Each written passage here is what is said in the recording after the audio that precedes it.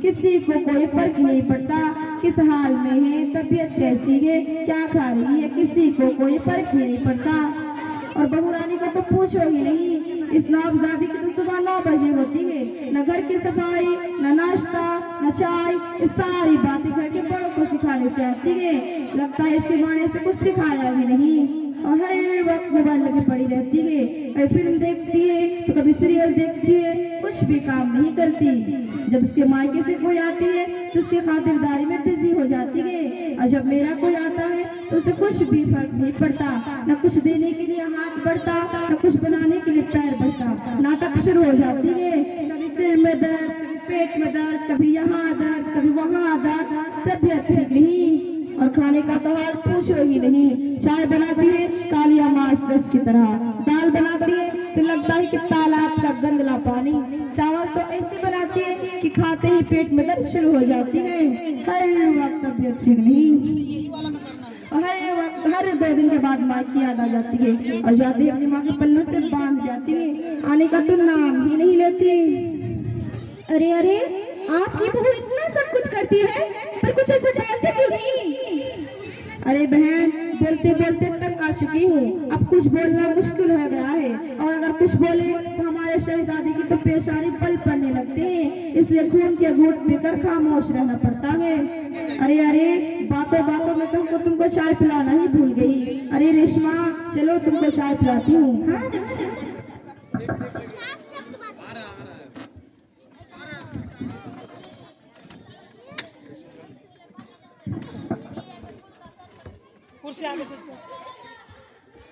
तो ये था सास की जो अपनी बहू की अपनी सहेली के सामने दिल खोल कर उसकी गिबत कर रही थी। अल्लाह माफ फरमाए। आप देखते हैं कि बहुएं अपनी सास की कैसे तारीफ करती हैं।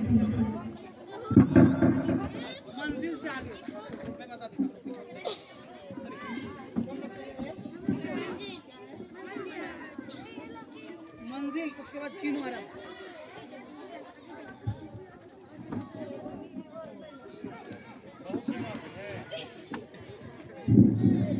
अस्सलामुअलैकुम वरहमतुल्लाहि वबरकातुहू। वालेकुम सलाम वरहमतुल्लाहि वबरकातुहू।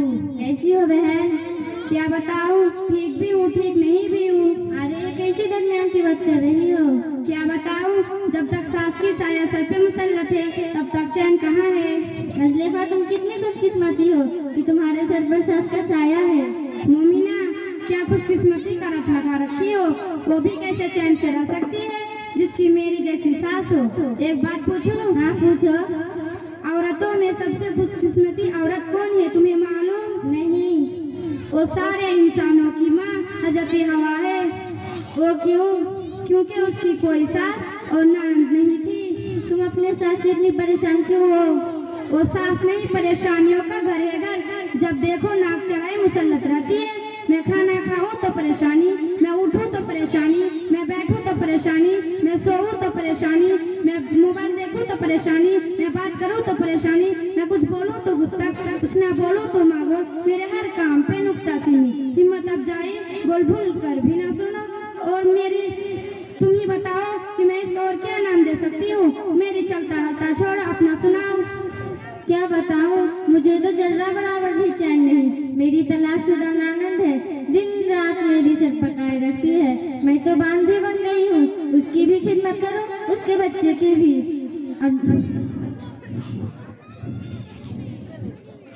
अभी मैं नाश्ता बनाने में लगी रहती हूँ, अभी मेरी खत्म भी नहीं। ननद उसके बच्चे सारा बना बनाया खाना साफ कर चुके होते हैं। अगर मुझे खाना खाना हो तो खाना फिर से बनाना पड़ता है, या बच्चा कुछ ही मेरे हिस्से में आते हैं। मैं तो सोचती हूँ मुसीबत मेरे सर से कब जाएगी।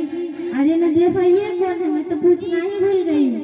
नरगिस से तुम्हारी फूल से आई है, 2-3 दिन के लिए यहाँ रुक गई है और दिन के बारे में अच्छी मालूमात रखती है और पढ़ी लिखी बहन है।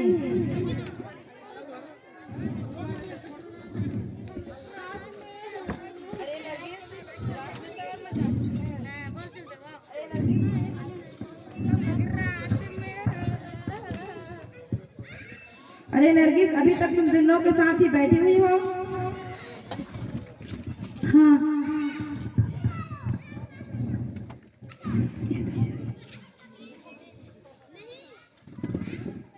आइए सुना बैठे। बहन माफ करना, मैंने तो ध्यान ही नहीं दिया। कोई बात नहीं, मैं सुबह से एक बात देख रही हूँ, हमारी जुबान पर एक दूसरों की शिकवे शिकायत, दूसरों की गिबत बहुत ज्यादा हो गई और हम जुबान की गुनाह तो कसरत से कर रहे हैं। अल्लाह ही हमें माफ फरमाए। और हम औरतों की बहुत बुरी आदत हो गई, जहाँ दो चार औरतें जमा हो गए, दूसरों की गिबत, दूसरों की तज़किरा, दूसरों की चुगली हमारी तबीयत का हिस्सा बन गई। महज वक्त गुजारी के लिए हम दूसरों की गिबत करना शुरू कर देते हैं और उसका नुकसान का जरा भी अंदाजा नहीं है। और हमारा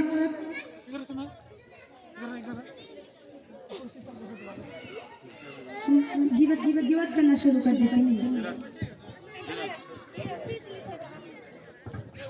तो गिबत की होगी, हम तो जो हकीकत थी वो कह रहे थे।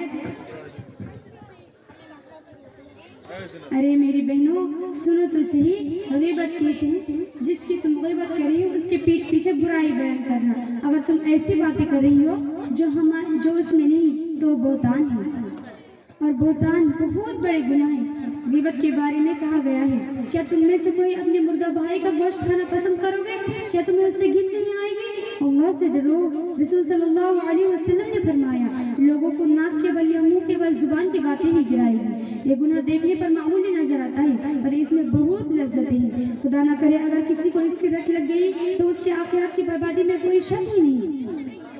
हमारी बर्बाद क्यों होगी? क्योंकि जब हम किसी के पीठ पीछे बुराई करते हैं तो हमारी नेकियां उसको दे दी जाएगी जिसकी हमने ग़ीबत की, और हमारे नामाए अमल से तमाम नेकियां खाली हो जाएगी। फिर भी अगर उसका हक बाकी रहा तो उसके गुनाह हम पर लाद दिए जाएंगे। अरे मेरी प्यारी बहन, मुझे तुम्हारी गुफ्तगू सुनकर एहसास हुआ कि मैं कितनी बड़ी गलती में मुब्तला थी और इतनी बड़ी गुनाह को जुबान की चटकारा, वक्त गुजारी, टाइम पास का जरिया समझी थी। मैं वादा करती हूँ आइंदा किसी के पीठ पीछे बुराई नहीं करूँगी और जुबान के सारे गुनाह छोड़ दूँगी। नरगिस बहन, अल्लाह आपको जज़ा खैर दे। आपने तो आंखों पर लगी पट्टी खोल दी। मुझे तो पता भी नहीं था क्या भी गुनाह है। मैं वादा करती हूँ आइंदा से कभी किसी की पीठ पीछे बुराई नहीं करूँगी। मुझे एहसास हुआ। अरे नरगिस, हमने तो बहुत से लोगों की ग़ीबत की है और पीठ पीछे बुरा भला कहा है, अब हम क्या करें? सबसे पहले तो हमें अल्लाह से तौबा करना चाहिए, फिर उससे माफी मांगे जिसकी आपने ग़ीबत की। जज़ाकुमुल्लाह खैर। नरगिस, आपकी बहुत बहुत शुक्रिया, आपने हमको इतनी बड़ी गुनाह से बचाई है। थोड़ा ऐसा नहीं होगा मैंने। सासू माँ मुझे माफ करना, आपके पीठ पीछे बहुत बुराई की है। आंटी मुझे माफ करना, आपके पीठ पीछे बहुत बुराई की है। बेटा मुझे भी माफ करना, आपकी पीठ पीछे बहुत सी बुरा भला कहे हैं। माफ करना बेटा। ठीक है, माफ कर दिया।